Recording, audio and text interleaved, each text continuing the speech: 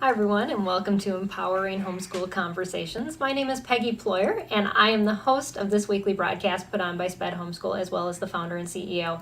We at SPED Homeschool empower families to home educate children with learning challenges, and I encourage you to check out our website at spedhomeschool.com to learn more about the resources and support that we offer families. Now, each month we talk about a different topic, and this month we're talking about school choice, and specifically today, we're going to be talking about citizenship, history, and school choice, and kind of how all of those go together. And my guest tonight is Dan Lewer. And Dan, I'm just going to read a little bit of your bio, and then I'm going to have you tell our audience a little bit more about you, because you have lived an exciting life already, and I'm excited for them to get to know you. But Dan has a website called History for Humans, and he taught in the public schools, and still is, I think, as a social study teacher at a Title I public school. And in 2020, he was named Hawaii's State History Teacher of the Year by Gilder Lehrman Institute of American History. And so Dan is here to talk with us about just cultivating citizenship skills through history lessons. So welcome, Dan, and I'm excited to hear what you have to share with us today. Yeah. Hi, Peggy. Hello, everyone out there. Thank you for having me on. I really appreciate it. I'm excited for this conversation. It's as Peggy said, I've been teaching for 12 years, but I was an EA and a part-time teacher. So I've been in schools for about 15 years, public schools. Teach at a rural, small school, like 600 students, 7 through 12 on the Big Island of Hawaii. I grew up in New Jersey. I actually took a sabbatical like 5 years ago. Yeah, quite a change. Right outside New York City, and now I'm on like the whole island I live on is 180,000 people, so quite a difference. Right. I took a sabbatical like 5 years ago. I drove all across the country, visiting schools and collaborating with teachers, all different. You were talking about school choice, from religious schools, magnet schools, charter schools, private schools, public schools, autistic schools, like schools for kids who are, prison to school pipelines and stuff. So I've really kind of run the gamut of all different settings, and got to kind of put my foot in the waters of them, but get a little taste of what it's like in different educational settings. And this year I'm actually out of the classroom this year. I still have one online class that I teach. I teach an AP US history course to online students from around the state of Hawaii. And I stepped out of the classroom. I will be going back, but this year I'm devoting myself to trying to build this online curriculum that maybe we'll get into later or whatever. But it's for teachers and homeschool parents, like a video-based history curriculum. So I'm not in the classroom. I'm missing it desperately.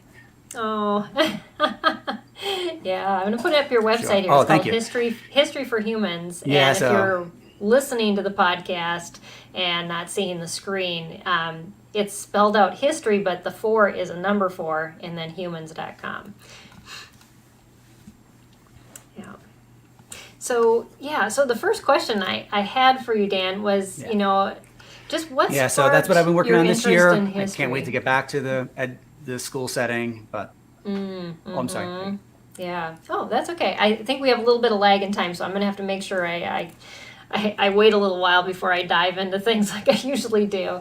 But what sparked your interest in history, specifically as it relates to civics?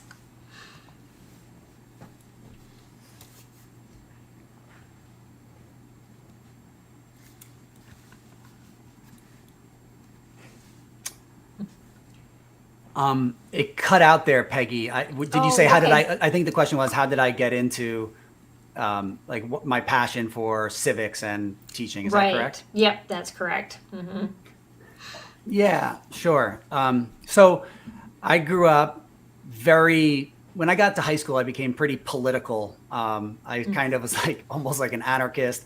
I was my brother kind of molded me and politicized me, but we were super involved with all different community things, from feeding the homeless to going to town hall meetings to going and staging protests. And it just, I was reading all the time. It kind of really like sparked when I was in high school. I kind of just like really had a fire sparked in me about making change, being a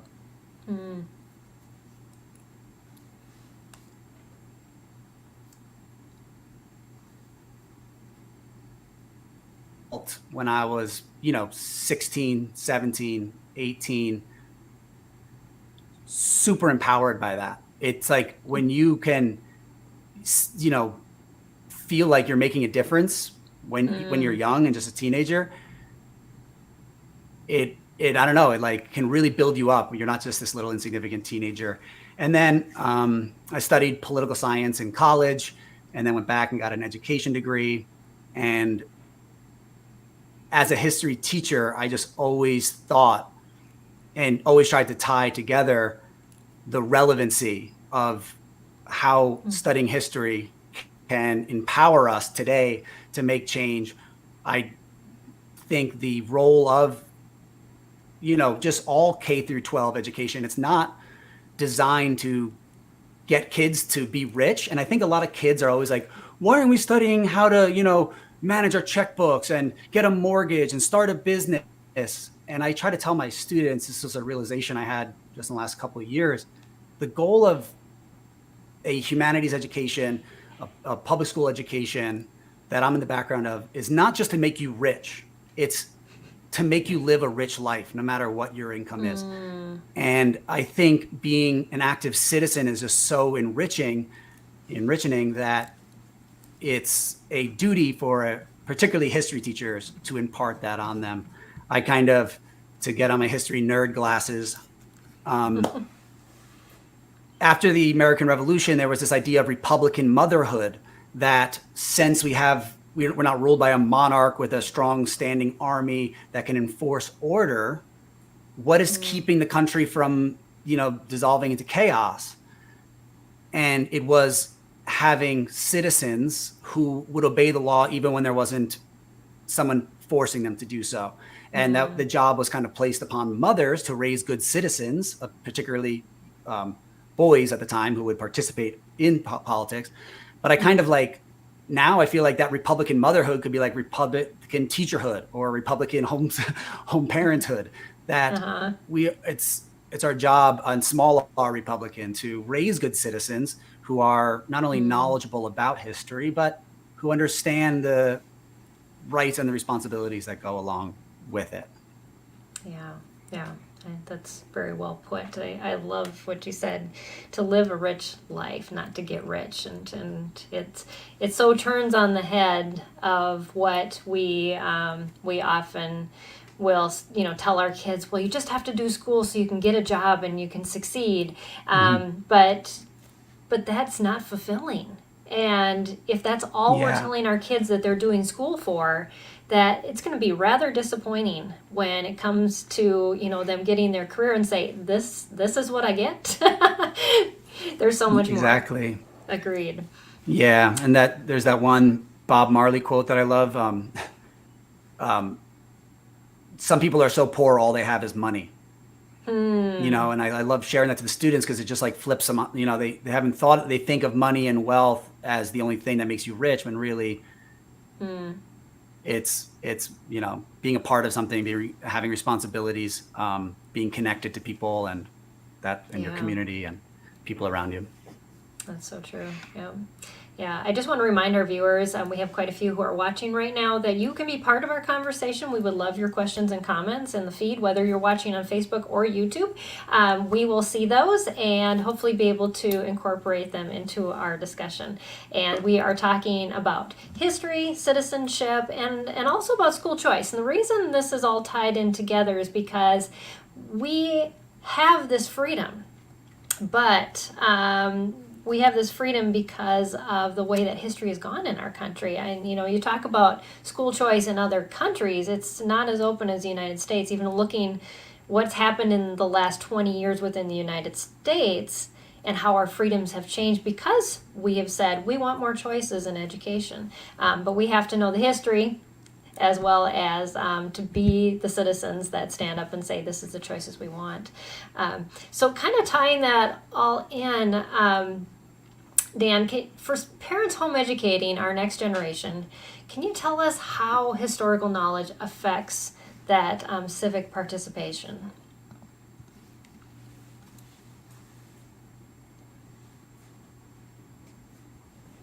Were you able to get that question? You know, it seems like right when you ask the question, it like chops. And I apologize to everyone who's watching. Peggy and I were talking. I live off grid on 5 acres in Hawaii, so I'm on satellite. But I think you were saying, was it how to tie in history into civics? How those blend? Was that the question? Yeah, that's basically it. Yeah, so I think first and foremost, like if you open any civics, textbook or workbook, the first few chapters before you get into, how to make change and be, your rights and responsibilities, it's going to be grounded in history, going back to the Greek and Roman states. So that is foundational. Without knowledge of your history, and particularly as American citizens, American history, the good, the bad, and the ugly, the whole story, it's the rights and responsibilities and the decisions you make as a citizen don't really make sense. And it's nearly impossible to take informed decisions when you don't have, history gives us the context. And even though it's looking into the past, it's sometimes in a way looking into the future because history doesn't repeat, but it often rhymes, as Mark Twain said. So, oh, wait, I've seen this before. It's not exactly the same, but when we tried that didn't work. So it is paramount to have a good, solid foundation in American history from the colonial days forward, but even that is tied to European history, especially. And, there might be issues with Eurocentrism, but that's where American history was founded upon. So there's a strategy that I don't know if how many homeschool parents are using, Google Forms is one way that you can do auto-graded quizzes and tests just to make sure for multiple choice, you want to make sure that they understand, basics, who was, not just the presidents and their parties, their achievements, but also things like, how long your representatives, Congress versus Senate, how many years of their terms, the president, how often they're elected, number of, 2-year terms. You want to make sure, even though memorization is not the hallmark, that's not what we want only to get to. We need to get to deeper levels of learning and critical thinking. I actually want to push back against, especially in education and teachers, there's almost they turn down their noses at memorization. Oh, we don't need to memorize anything today because I can just look up who was the 13th president. I can look up when, why America won the War of 1812. But I think when you actually learn things and memorize things, it grounds you. Not knowing that Lincoln emancipated the slaves and that helped him win the Civil War, not knowing that, it's you can't, I don't feel like you can share in what it means to be an American without knowing these things. And that's why there's a citizenship test to become a citizen. It's not just years of service. Oh, you've lived here for this many years without committing crimes. You have to pass a test because the history is what grounds us and connects us. And now today, with being so globally connected, we need to make sure that we instill a good understanding of our history. So one thing I would encourage, you can try to get, not get those out of the way, but just to ensure a good foundational understanding before you do the deeper level, project-based stuff and presentation, working on different skills, to just make sure that they are mastering the content. I do Google form quizzes, and there might be a 20-question quiz, and it's auto-graded. And what I make my students do is they have to get 100% on it.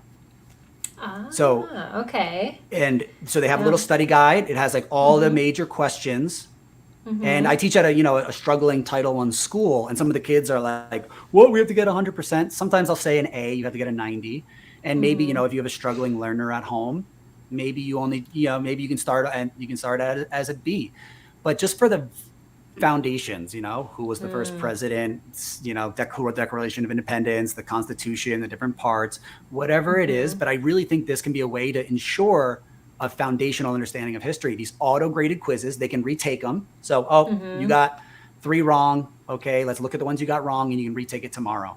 And it's a quick quiz, it's like multiple choice, quick test. It's actually one of my mentor teachers when I was in high school. He wrote a book, and he kind of introduced this strategy to me and the importance of it. It's called 100%, 100 or Nothing, Reimagining Success in the Classroom. And he was my high school teacher, and he just holding that bar up for the students to master the material, and then they can retake it as many times as they need. I think that's a really powerful thing that homeschool parents could be doing. And Google's just one of many different services that have auto-graded quizzes. There's a whole bunch that you can look up, and that can just be a good foundation. And why is that important? Because, when you're studying, when you're thinking about current events, if it's this Build Back Better bill, you can think about how debt affected America in previous eras. You can look at how debt affected Venezuela if you're studying world history. And it's just, you need to have that historical understanding in order to take informed decisions today. Right. Yeah. And it's just that I can elaborate if there's more questions and more examples. It's like that internalized, just the basics, that so you have something to go off of, not just your own opinion that's coming out of the blue. There's actually factual things that you're basing, our kids are basing their answers on, or formulating new ideas for. So I love that. And Google Forms are easy. It takes a little bit of an instructional. I'm sure there's videos out there on how to create a Google form if you've never done it before. But yeah, there's Google for. I think homeschool teachers can get access to all that sweet stuff too. Mm-hmm. Yeah, and also if I can jump in, Peggy, just something I forgot. Another reason why knowledge of history is so important is because when you study the past, like if it's world history, ancient history, Middle Ages, or even early American history, you don't take what we have for granted when you understand how rare it is to have a country where people have rights, have the freedoms that we have, and what it costs to get there.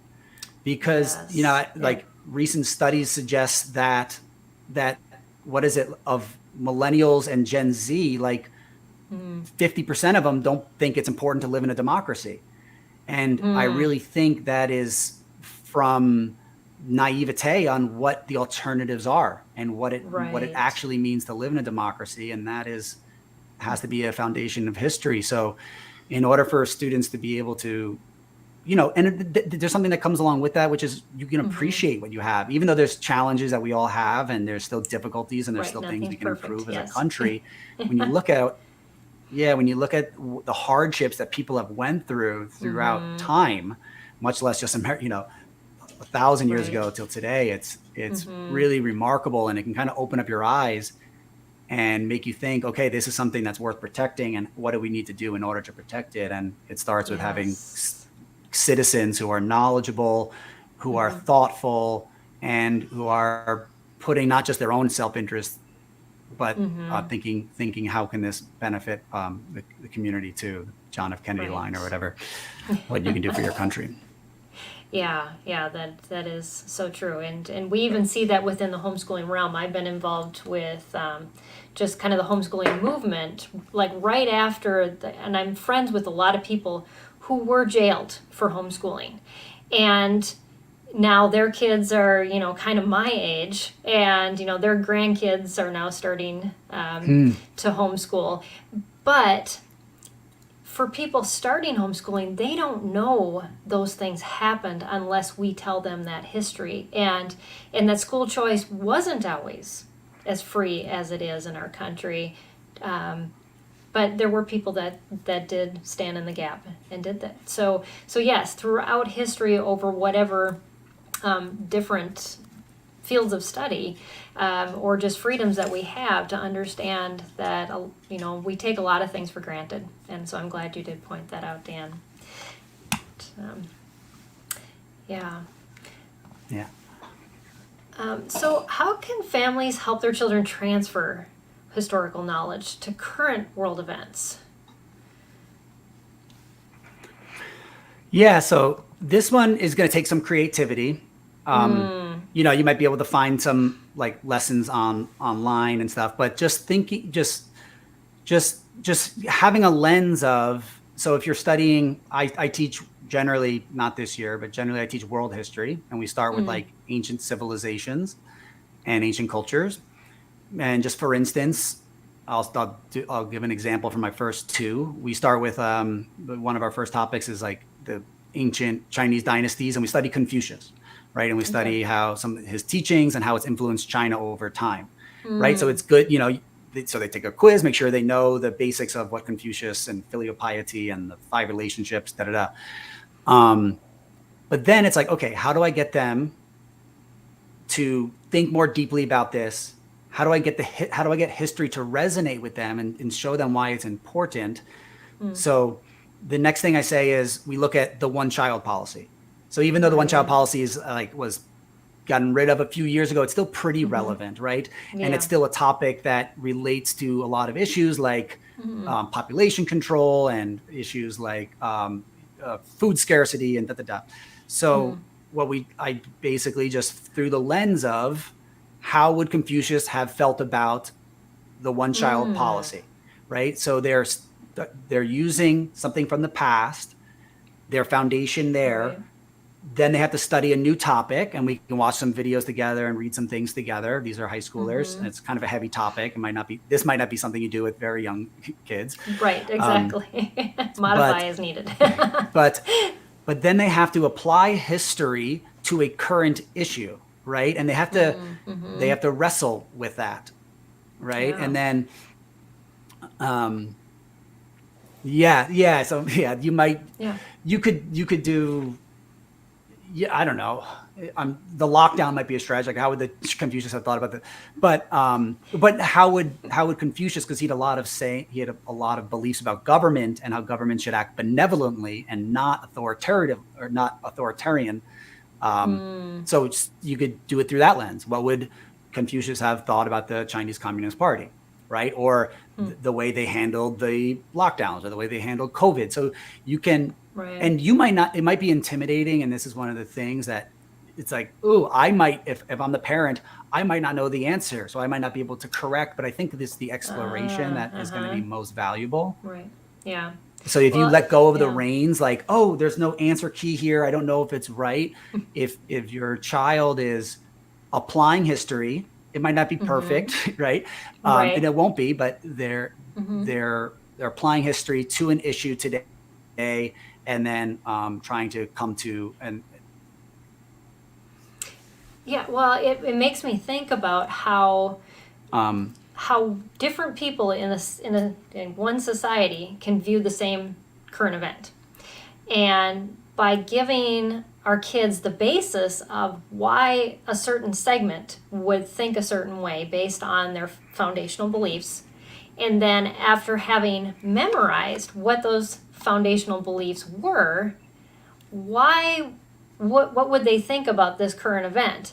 It gives you the ability to be able to know that not always is what I'm thinking what everyone else is thinking, and to have some understanding and compassion there.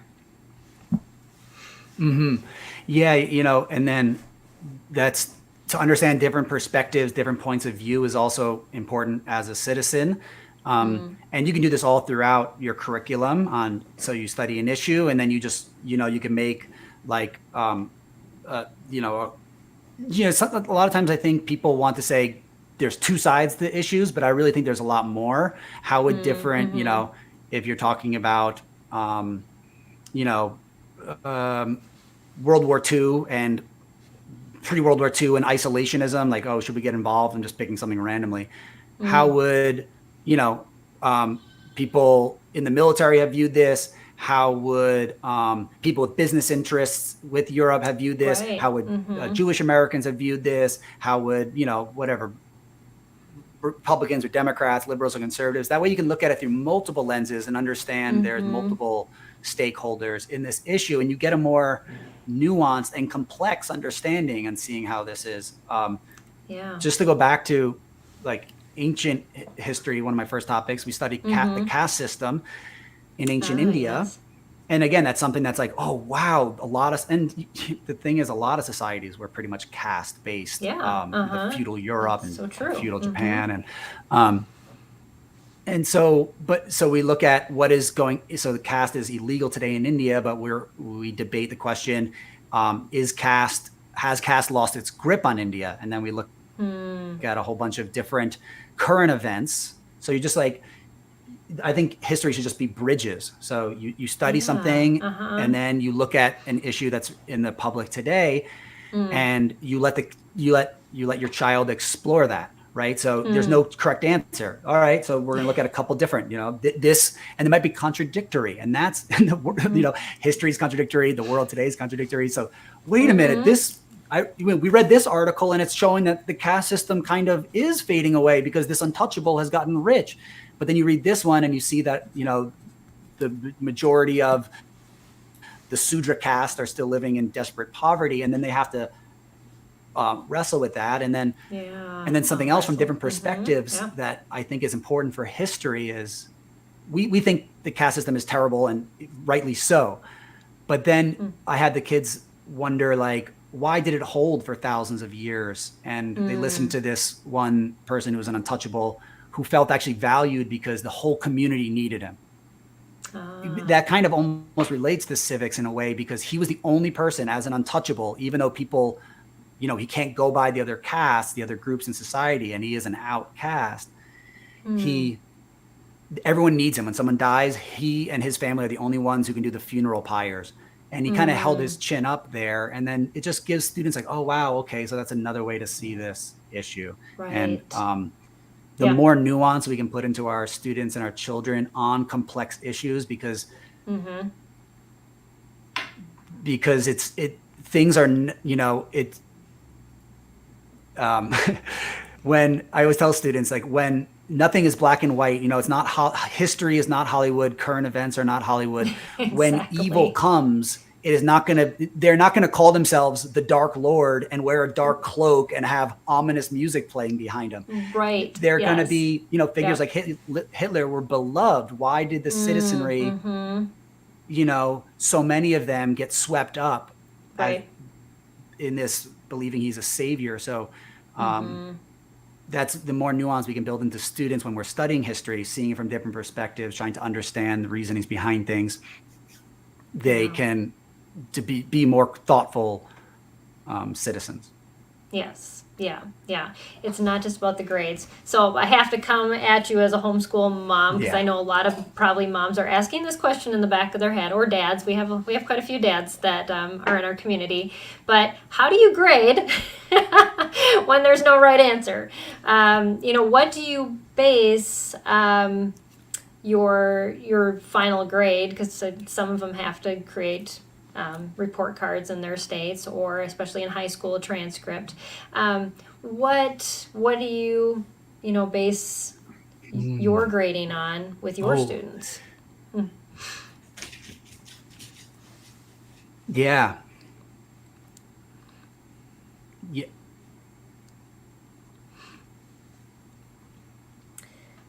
So a lot of times we'll just do excellent question. So I think that's why it's good to have those memorization, and I would say not just memorization, but understanding. Like, when you memorize it, you develop an understanding of it. It's not just like rote memory, but come to an understanding. So that's why you have those as like a bank to build off of.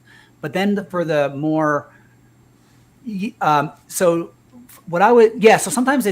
sometimes I have like a little bit of like participation points in terms of like, okay, you've been putting in effort, you've been really trying here, because those are also skills that you're trying to develop, right? And so in the classroom as a teacher, you want students some students are, the school I teach at, there's kids who read at a third grade level in my class, and there's kids that read at a college level. They're on uneven playing fields, and as a teacher, I'm supposed to be supporting both. So if the one who's has all the skills isn't applying them, then, and this other one, he's struggling to make the mark, but he's developing the traits and the characteristics and the skills to be successful, then I think there has to be some kind of padding there, not just participation trophies for just, oh, you showed up, but you worked for it, and but for like a project, maybe they're writing an essay here. There's no right answer, right? Is the caste system fading away? How would Confucius have felt about this? What would Andrew Jackson have thought about the Federal Reserve? No right or wrong answer, but what you do is you build a rubric that you used evidence, maybe you quantify it, you've used at least, 5 pieces of evidence and explained it to make a connection between the past and the present. Maybe it's the number of sources you've used. So you've used multiple sources, or at least 3 current events to apply to what we've studied in class. So that you could quantify things like that. Another thing is just for me, I'm always working on, if it's a written thing, I'm always working on one piece of writing at a time. So maybe you use transition sentences, you analyzed quotes within your paper. So you should build a rubric that rewards not just it's historically, it should be being applied to history. So you used certain, like the historical facts you've used were valid and accurate and relevant. So that should be there. But then you just build a rubric based on what skills you're looking for. If if they're doing a presentation to their brothers or sisters or their other homeschool group, how well did they speak? How well was their eye contact? And you're grading on that. And then the quality of their argument just based on logic or reasoning. So I think that's what you want to be measuring in that perspective. So and I want to encourage all you parents out there that there are, or if it's like something builders. A product they built or a multimedia presentation, you would be measuring, the professionalism, there's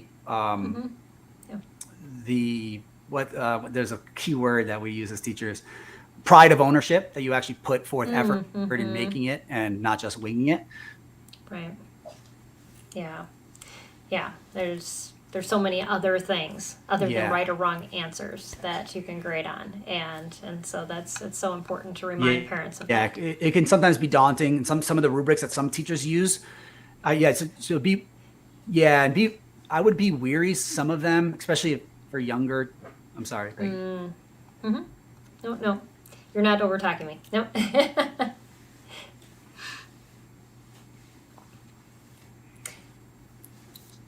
Yeah, I think you just get a lag. And so if you hear me, I've already talked. So feel free to just keep talking.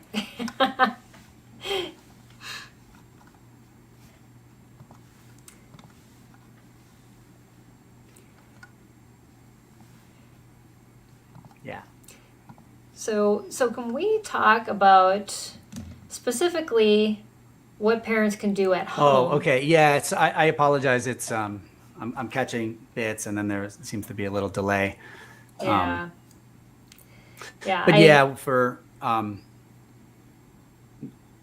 Please.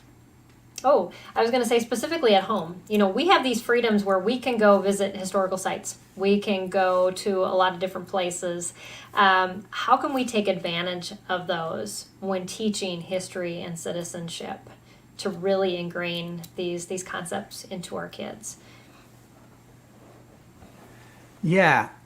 So what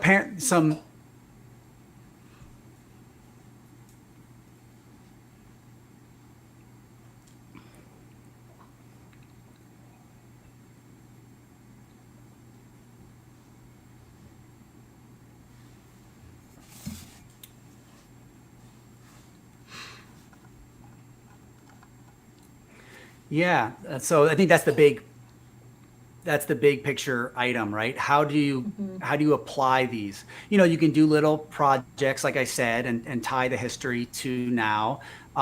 There's a resource that I can share that has a lot of good. They build historical thinking skills. It's just called SHEG. If you type SHEG in online, they have great. They build historical thinking skills, and it's from Stanford University. They have lots of free resources for parents to use. It's grounded in history, but it gets students to be able to develop historical literacy, thinking like a historian. It scaffolds the skills. So they have stuff that's for like elementary, and they have stuff for high school kids. But I really encourage, there's so many different activities that parents could be doing. Instead, so a lot of teachers, they like to do a letter to the politician. I think if you're a homeschool parent and maybe you're in a homeschool group, you might find you can go on a field trip to when they're doing a town hall, even especially now with Zoom town halls. So that could be a project that they're participating in civics with, and maybe it's tied to something in history that you've been studying. So getting in contact with politicians, I think, is super, super important. Your local representatives, think local. What is it? Think global, act local. I really think until we're adults, we should be thinking local and acting local. The more we can get involved in our local communities, the more we, do they know their local politicians? I think even by middle school, to have your students know how the county council works, contacting them, writing letters to them, and you can do projects. What's great is you can do projects. What does your kid love? Do they love skateboarding?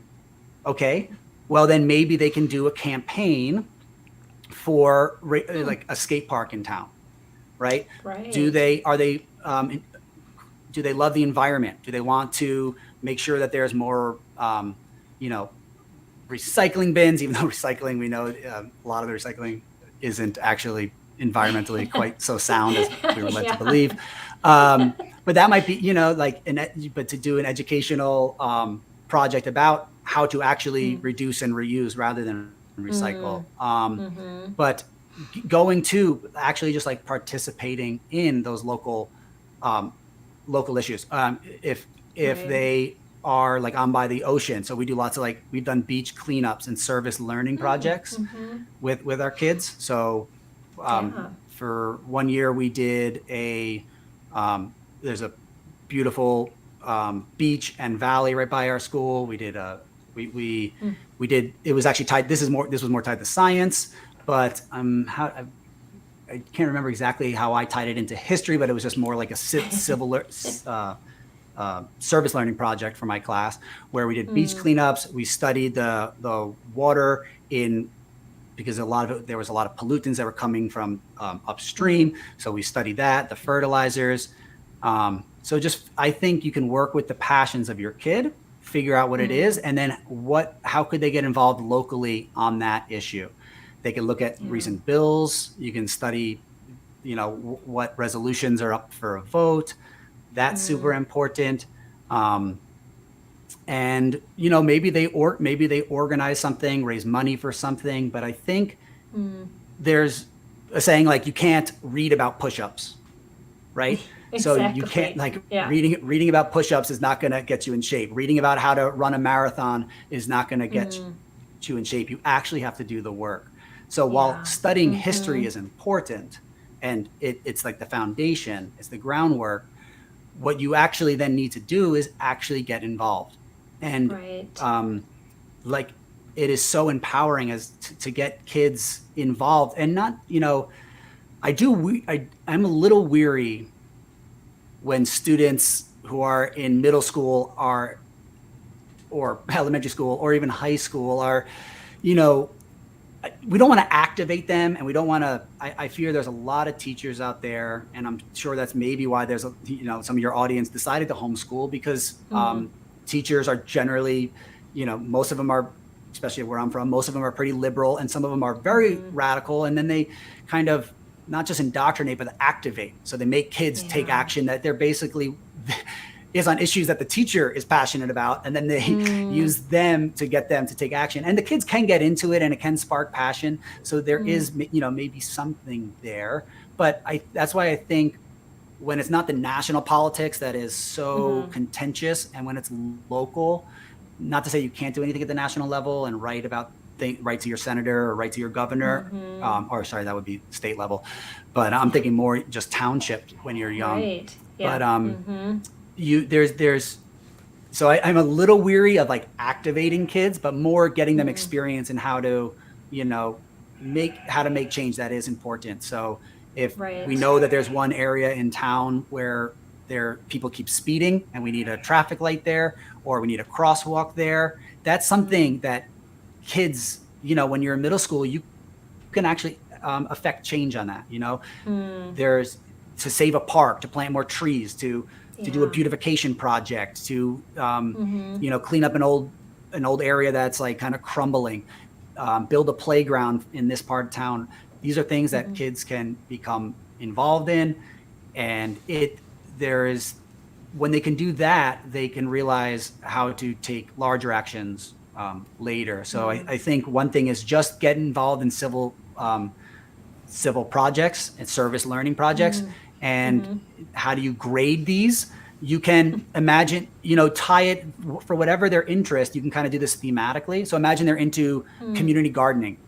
Okay, you can tie this to victory gardens during the World Wars, right? So they study how victory gardens were during World War I, World War II, and then they apply it and build connections. Maybe they make a plaque. If they're interested in parks, so like they want to conserve land or improve a park in town, make it more child friendly, or get some skating things in there. Sorry, I'm a skater. I was a skater. That's why I keep referencing when I was young. But then you can study the CCC during the New Deal and some of the public work projects on how they were involved and make connections there, bridge gaps there. So whatever the issue is, turn it into a research project. Okay, let's look in history how this was, where's a root in history that we can latch onto, study that, and then that could be a grade. And then that makes history, come alive. It gives them a reason to study it. It sees the relevancy right in front of them. And it's something that they're not going to forget. They're going to have an emotional attachment to it. Yeah. And that is the goal of teaching, and you can't do that for every project. So maybe you can't be doing that every week. Like, oh, we're going to plant the town garden, but that might be something you do once a year. It might be something twice a year, but those things can they pay dividends later. Right. Yes. So that takes some backward mapping, and planning out how you're going to do that. And if you just typed in, there's lots of resources for service learning projects, or PBL, which is just project-based learning. But I really think the next level, instead of just project-based learning, where they might make a multimedia presentation, make a give a TEDx talk kind of thing, instead of that, tie it to service, tie it to raising awareness about a health issue, being whatever it is, so if it's about health issues, maybe study when the foundations of Coca-Cola in the 1920s with prohibition and stuff. So you can always, I think, find something to attach it to in history, have your student, every child do some research on it. And like I said, just kind of try to bridge that gap, Yeah. And I remember having a guest on a while ago, and they brought up the concept of how when we have a relationship with something and it brings in other people, that learning sticks more than anything else that we will ever study or learn, because we are relational people, and so we learn best through sharing stories and being involved in each other's lives. And so it's very important that you bring learning out of the books and into these places like Dan's talking about. I just love that. Yeah. So and something else with that is looking. Oh. Yep. Nope. Go ahead. I could mention a few other things, unless you have some other questions too. No, go for it.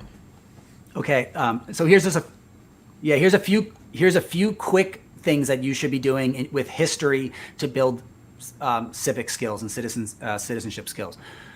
Do profiles in courage. Again, I'm quoting JFK. I don't know why he's on my mind, but when you're doing biographies of different people from, Rosa Parks, George Washington, Susan B. Anthony, have them study, because when you're studying people, Malala Yousafzai, whoever it is, you can see how a human impacted change, right? And I think you could do visual illustrated timelines of them, but I think a lot of people try to focus on their achievements. Oh, what did Frederick Douglass achieve? What did Abraham Lincoln achieve? But what I think is also equally important for our young ones is, what difficulties did they face? So What true. obstacles did they surmount, and how? And because if you're actually trying to affect change on anything that's going to be, substantial and important, even if it's something like, I want to build we want to do a crosswalk here, right? I want to even, there's like those little flags so that when you're crossing, the neon flags, even doing that, you're going to have to deal with bureaucracy. You're going to have to deal with frustrations.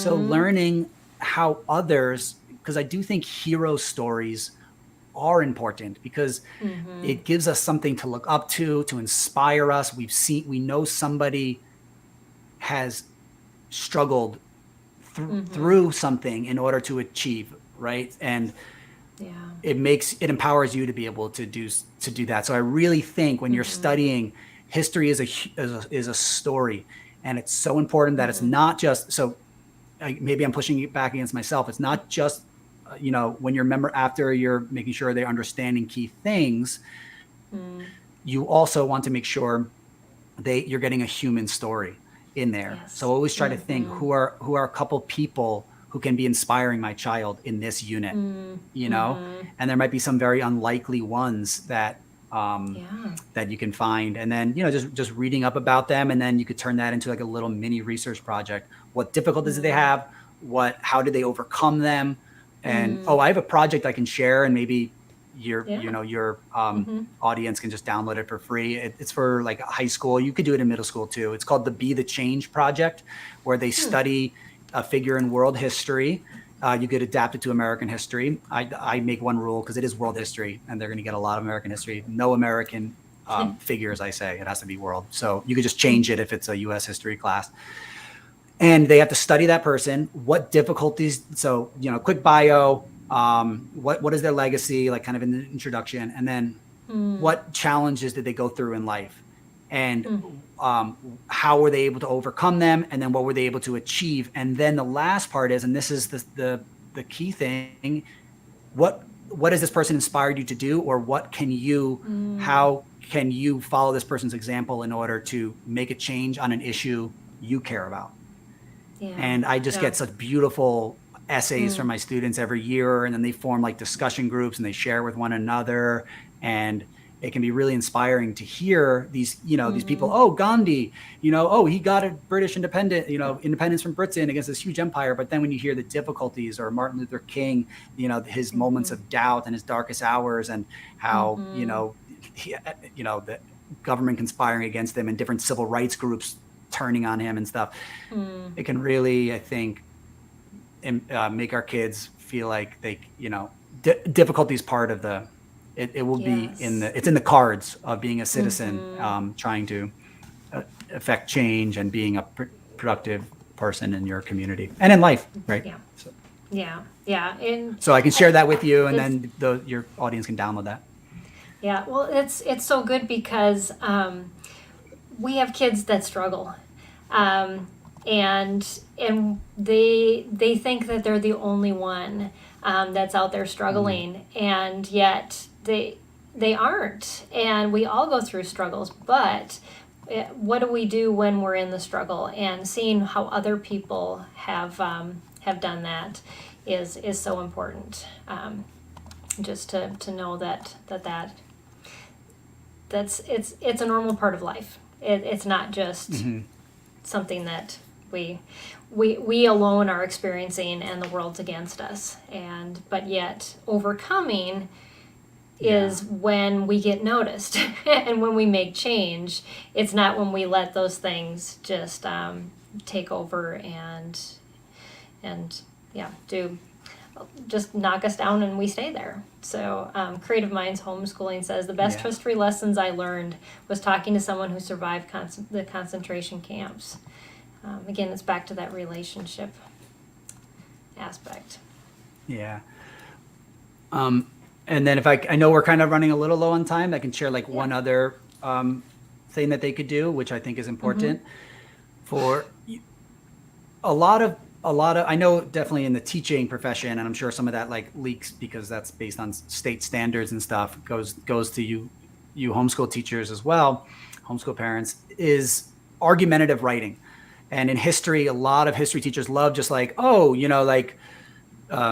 should they have passed the second New Deal, like if you're studying the Great Depression, or you tie it to a current event, like should the Build Back Better bill be passed, just to pick something and then it's just like yes or no, right? And then you grade them based on using evidence and then explaining the evidence and having good thesis, and that's okay. But I really think the next level that actually builds better citizenship skills for our students, and also just builds better kind of entrepreneurial skills as well that can be transferred, is how do we get different groups to come to a solution on this issue? So a project I just did before winter break with my AP students, and this is something I can share too that your audience can just download and check out, is so a contentious issue, at least a couple of years ago, it's kind of faded a little bit now, was the Confederate monuments. Right. And a lot of teachers would just do, should we remove the Confederate monuments or not? Right. And then the kids debate, and that's good. Right. They need to learn how to use evidence and make arguments and informed opinions. That's great. But I think something that's, if you take it a little further, is how can we get the different groups? What is a solution on this? How do we get the different groups in our town? So maybe you live in a town, a southern town, and there's even some monuments in northern towns as well. To what would be a reasonable solution that could reflect our values and make everyone happy here. So I had my students, they studied 11 primary sources from the past. Then they also watched a couple current event clips on what was happening. So in Hawaii, there's no Confederate monuments. We're a little estranged from that. So I put them as I gave them the scenario. You are on the Richmond, we pretended we were in Richmond, Virginia. And you were on the Richmond Monument Executive Committee. And all of a sudden it's like, ooh, I'm on an executive committee and I get to. So they're in a group of people, a group of students. And that's empowering. Like, oh, I feel. So I think when you make scenarios like you are this for this project, that can be really cool. And then they had to, study those. And then they had to come to a solution. They had to, how does this, how do the pro-monument people feel and why do they feel that way? How do the people who want to tear them all down, how do they feel? And what could be a reasonable solution? And then they had to make a video presentation. And then they had to comment on each other's. But I think that is so much more. And even though it's, hard to actually get, there's a lot more dirtiness that would come, political contention that would get in the way if they tried to enact that solution. But at least they're thinking, how do we actually bridge the gap? It's great to say they should come down or shouldn't, but it's the work of citizens today. I think the number one thread, and I think we all kind of know this, in America is not another country, but us not being able to listen to each other, us not being able to talk, even at Thanksgiving dinner or Christmas dinner, like, oh, don't talk about politics because it's going to erupt in and just imagine not your family, but people who, live on the other side of town, who feel differently, than you and went to a different school, is getting our kids to try to work on solutions that can satisfy, right? Because America has been a nation of compromise from the Constitution, from the North and the South, and merchants and farmers all trying to work together. So how do we instill this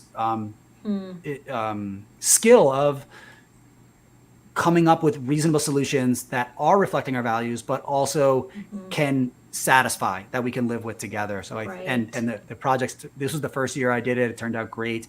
So if there's an issue in your community that's being debated that you can tie to history and then have your child come up with some kind of what could actually work, and then they can base it, if you can find some historical things to base it in. But if not, it's just still a skill on an issue today that they're coming to a solution on. So solutions-based activities, anytime you can do that, I think would be great for our kids. Yeah. Yeah, I know Dan has shared a lot of resources, and he's already shared a lot of those links with me. I'll make sure that they get into the YouTube feed after the show so that you can go on and just click on those instead of us putting them up on the screen and you trying to scramble and write them down or pause the screen and get those written down. So we'll make sure that we get you those resources because Dan has a lot of great stuff, and I want to make sure that you are able to access that. So Dan, as we are closing out our time, I would just love for you to talk a little bit about your website, History for Humans, and just what parents may be able to find on your website. Sure. And I just want to give kudos to your audience member who shared about the concentration camp, the story. I brought in a virtual guest. Like, there are some silver linings with COVID and how it's transforming education. And he gave a virtual talk about surviving the concentration camps. So, and all of my students at the end of the year reflection. And I thought it was going to be a little boring for the kids because he didn't really have a video and he didn't have much multimedia. And he was just he's like, I'm just going to speak about my experiences. And I have some pictures and I'll show, but for like 50 minutes, and I'm like, wow, my students, ninth graders, I don't know how they're going to handle just somebody speaking. And while they're at home, most of them, just looking at their screens, so many of them said that was the most powerful lesson all year. To which I thought, I'm like, oh man, what about all the crazy activities I did? But yeah, no, a story can be super, super, super, it resonates because you put yourself in their shoes. And you might be able to just throw one more thing before my website. Yeah. If there's like a local change agent in your town or like a local politician who's inspiring, telling their story on how they got involved. And with Zoom, it's easier than ever. They might be able to come in for 15 or 20 minutes, but that could resonate, you never know how one person's individual story can make a change, more than reading in the book. It becomes more real. But so my website, historyforhumans.com. I left the classroom this is my first year not in the classroom in about 12 years, but longer. I was doing EA stuff before that. And I realized after COVID hit, and so many teachers were scrambling, looking for like lessons and how do I teach my kids and what like distance learning. So I started to create story-based curriculum. So I'm really big into stories. I think stories are what help have us make sense of the world. So I have a high school curriculum that's post-Civil War. So starting with the industrialization to the civil rights movement, and I'll be making some more later, but I put that on pause. All different, and there's full lesson plans that go with the videos. So there's like 12-minute YouTube videos. Those are free. You can just watch them online. But then there's lesson plans that go with them. There's a quick interactive note sheet. There's a Google form quiz, so it's auto-graded. You can make sure they get 100%. And then there's a critical thinking activity that goes alongside it. Maybe they're reading primary sources. Maybe they're designing a logo for like a civil rights organization. All of them are varied to keep students engaged in different skills and not getting like, bored doing the same thing over and over. Right. Yeah. And then lastly, I started to build like an upper elementary curriculum, and I have about 7 episodes and 7 lessons for like maybe 10 to 12-year-olds.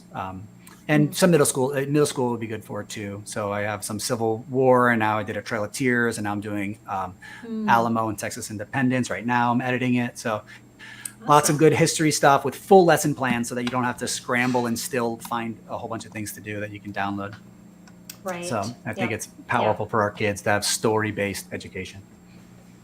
Yeah, I totally agree with that.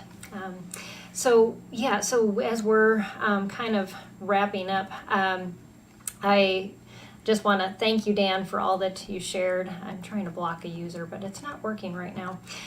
So we'll take care of that in a minute. Anyways, but just thank you for all that you've shared, and I hope it has spurred a lot of you with as parents, just to know that there is so much that you can do to crossover lessons. I think we feel like we're only covering one subject at a time, and that we can't teach civics and history, or we can't, teach cooking and history, and there's so much crossover, especially with history. So definitely be mindful that you can be teaching a lot of things at the same time. So thanks again, Dan, just for sharing your wisdom. I encourage you to check out Dan's website, again, at History for Humans. And I want to thank our audience just for joining us in this conversation. This is just one of the many resources we have at SPED Homeschool. So I encourage you to check out our website at spedhomeschool.com, as well as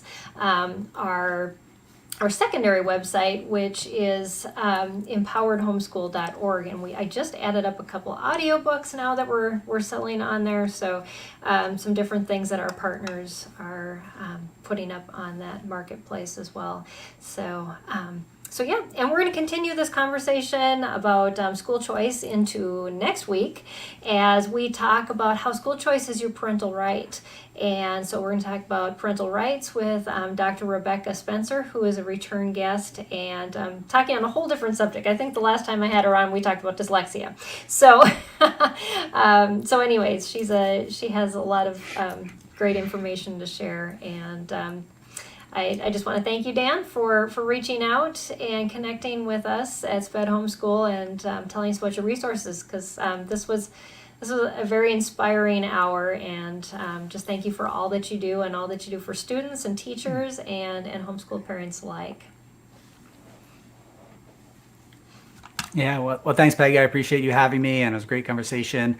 And if anyone at home has any questions or wants to reach out, and I love talking teaching, I love talking history, so don't hesitate to reach out on my email or any of my other social media stuff. So take good care, guys. Keep up the good work. All right. Yeah. All right. Well, and thank you, everybody, and we will see you next week right here at the same time and same place. And so until then, have a great week, and we'll see you then. Bye, everyone.